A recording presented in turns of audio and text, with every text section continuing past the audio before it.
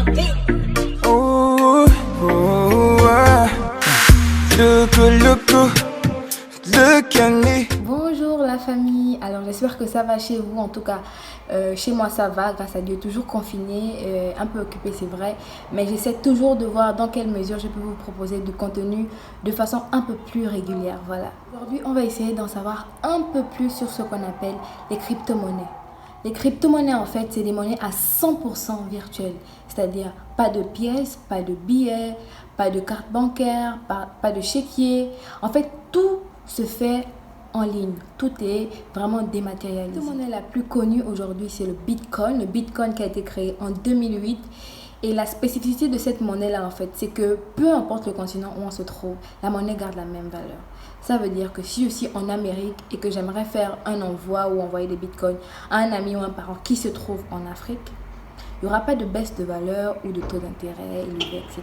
L'une des particularités de ces monnaies-là, c'est-à-dire des crypto-monnaies, c'est qu'elle va varier en fonction de l'offre et de la demande.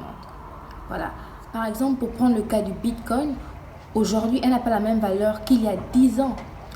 Ce qui fait en sorte que pour les personnes qui avaient acheté des Bitcoins vers les années 2009-2010, où ça valait à peine $1 ou beaucoup moins, se sont retrouvés très très riches vers les années 2016-2017 parce qu'il y a eu un boom. Le Bitcoin valait peut-être 20 000 fois plus, c'est-à-dire $20 000. Et aujourd'hui, je pense qu'elle vaut vers les $10 000 et tout. C'est peut-être dû à la crise, mais en tout cas, elle continue de fluctuer. Elle continue de fluctuer. C'est pas la seule crypto-monnaie parce qu'aujourd'hui, il y en a tellement. Il y a tellement de crypto-monnaies, plus de 1000 crypto-monnaies en tout cas. Facebook va bientôt déployer sa crypto-monnaie parce que eux aussi, ils vont mettre en place une crypto-monnaie qu'on appelle Libra. Oui, Libra. L'autre particularité des crypto-monnaies, c'est le fait qu'il n'y ait pas d'organisme derrière. Donc, il n'y a pas de banque centrale derrière, il n'y a pas d'État derrière, comme pour le cas des monnaies comme l'euro ou le dollar, ce qui fait en sorte que ce sera quasiment impossible de saisir ton compte à ton insu ou sans tes données, par exemple.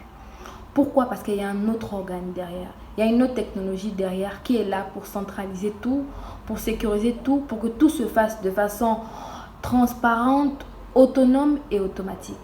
Cette technologie-là, on l'appelle la blockchain.